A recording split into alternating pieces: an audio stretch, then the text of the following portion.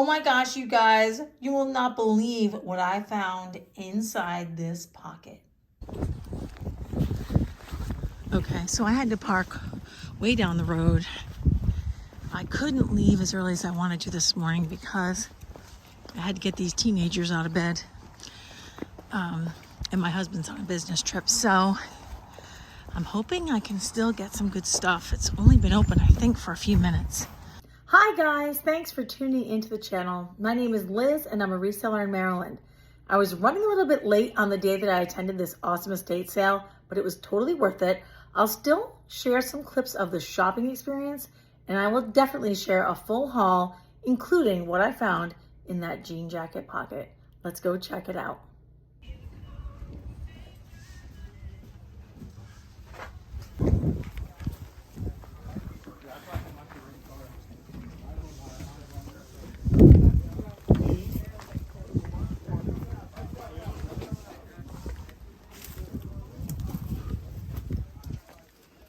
Is it just you in here?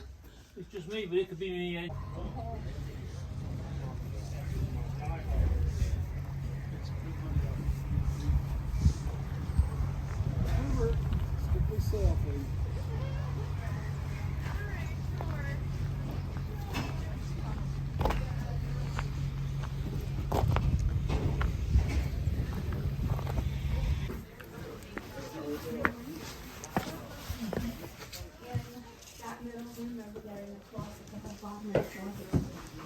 Hey Denise, I'm gonna start loading it all up. I'm gonna start loading it all up. I need a key. Yeah. It's interesting.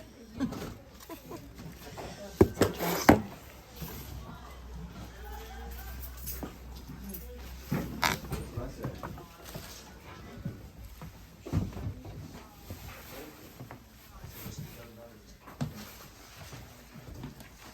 You wanna start making a second call?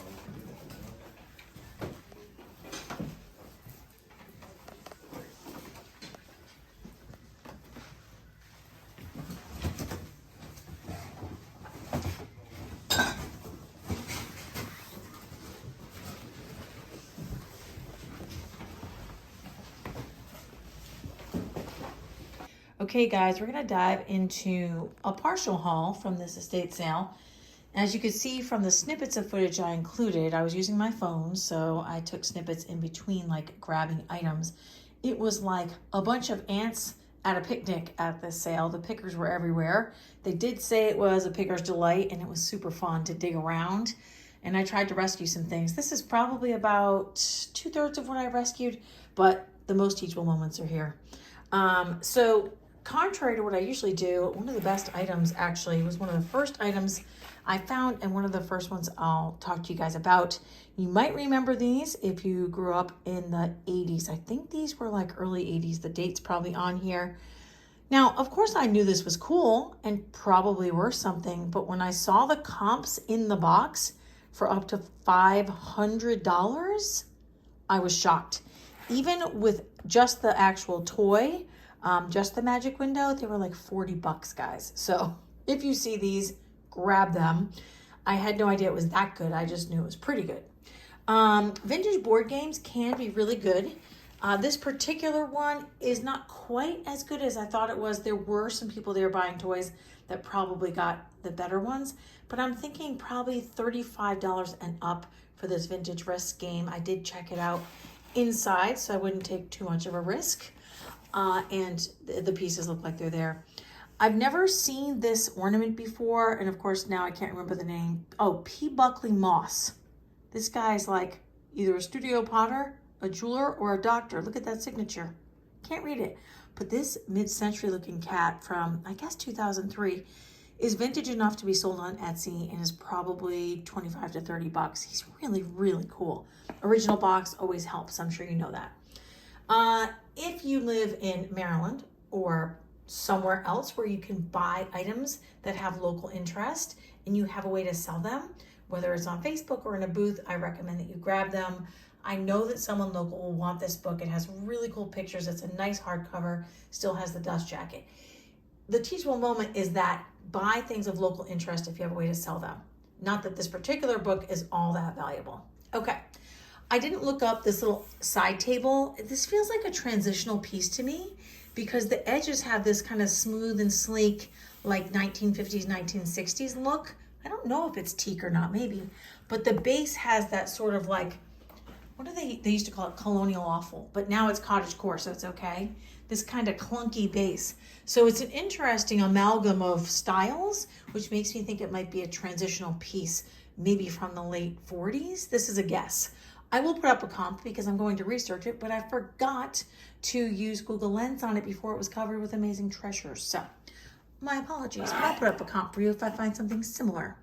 It was dirt cheap. I'll tell you at the end how much I spent. And don't forget, this is probably a half to 2/3 of what I bought. Now, I grabbed this on a whim, not really thinking too much about it, but apparently it's pretty old and quite valuable. I didn't realize it was as old as it is, but I just figured, why not? It's cool, and I could tell the prices were going to be like, make a pile and give you one price. People really like Utz potato chips and snacks around here. This is written on, but I think this will be really cool in the booth, whether I use it for Christmas ornaments or put rolled up vintage towels in it. And I do think someone will want this. Put it up on top of the kitchen cabinets or something like that. Of course, they have to write on both sides. Oh, but look, here we go. Much better. I feel better. I love mugs. I can't help it. I love coffee. Mugs feel really important to me, maybe because I'm not a morning person, so I have to have an amazing mug. But I've never seen these images or motifs before, and they are, I've never heard of this name either, Pipestone. Now, I think these are, oh, look at this. Pipestone is based in Freeland, Maryland, where this estate sale was. Fascinating. Maybe the person worked there. I don't know, but I've never seen these. I don't know if I'll put these online. I don't like a set of 3. But if they're $20 each, maybe it's worth it. Or maybe I'll just stick them in the booth and they'll sell. And maybe I'll just keep my favorite one. Maybe I'll just keep the bird since those guys match more. Well, it doesn't matter. There was a lot of glassware and stuff packed in these like trailers or storage containers, I guess, is what they really were. And it was hard to get to it because it was such a narrow aisle. If you were there, Joey was there, he knows what I'm talking about. A lot of pickers I kind of know were there, but it was far from where we live. So I guess a lot of people passed. But anyway, I was able to grab a couple of pieces of glass that I've never seen. This is about a $20 planter. I don't know who the maker is, but it's got this Art Deco design and a beautiful lemon yellow color. And then this is a piece by Ellie Smith. I mean, if you know any glass, this is clearly marked, by the way. That's how I found out, but you could use Google Lens.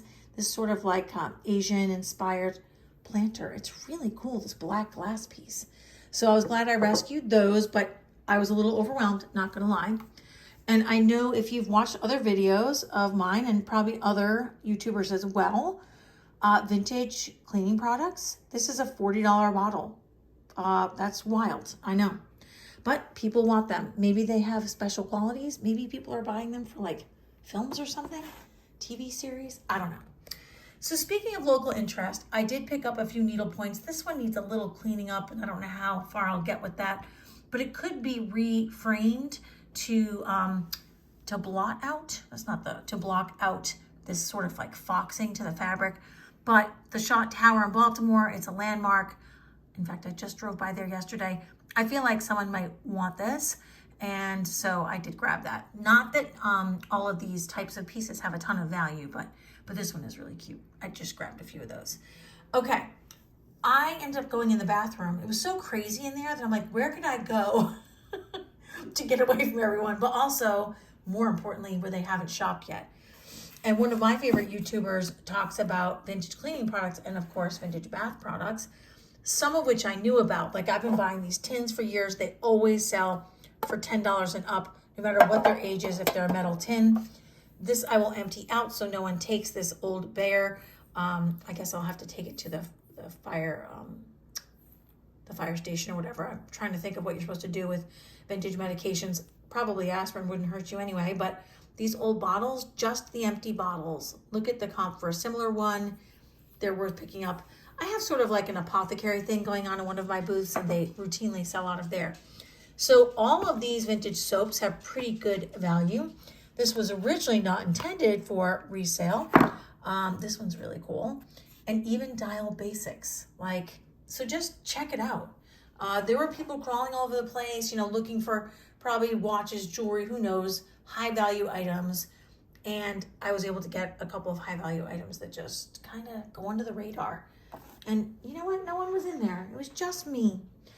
I only included this cat gourd because it's so cute and cat stuff always sells. So in case you didn't know, buy cat stuff. It always sells. This is a really neat sort of Art Nouveau, arts and crafts style frame. What's weird about it is, to me, it looks like it's upside down, but I guess it's not. Something about that shape, it's a little dirty.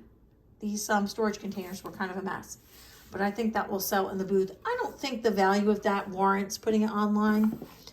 It looks almost homemade-ish. This was kind of cool. I'm going to try to keep the family's name out of it as much as I can. So this was a certificate that you could get from the Ellis Island Centennial Commission, saying that your family, I guess families could contribute to the Statue of Liberty's upkeep. And it's signed at the bottom, let's see if I can pan quickly, by Lee Iacocca and Gerald Ford. So I did grab that. And it's not hugely valuable, but maybe like 50 bucks. And then new old stock. These are like lights that people in the Navy would attach to their life vest. I know. I didn't know what they were. I saw this, it looked cool, it looked old. And then I saw these and I said, new old stock, and I grabbed them all. Surprisingly, that's a pretty good find if you look at that comp. So if curiosity is piqued, you must listen to it. I always buy these like temple bells or brass bells. I think people put them on their door or by the door, and I always buy them. They sell in the booth. Most of them are not a huge moneymaker, but they're worth grabbing when you're just filling up a box and getting one price. I haven't found this exact clock. I often do not buy these guys, but this one I've never seen before. And it's like a cast iron clock. Now it has a battery powered mechanism in the back, which I need to test out, but I just grabbed it because I've never seen it. I actually grabbed quite a few books, but most of them didn't have a lot of value. Well, probably like 10. I got some coloring books and stuff that will sell in the booth, like neat coloring books, like the Roaring Twenties and stuff like that. This book is very specific. It's a handbook of Civil War bullets and cartridges, and it has decent value. So I'm glad I grabbed that one. I don't find that Disney stuff does that great for me, but original box, Mickey Mouse, Sunshine straws, and they're paper. I didn't even know paper straws existed. Now you know exactly how old I am. They were all plastic back in my day. Okay.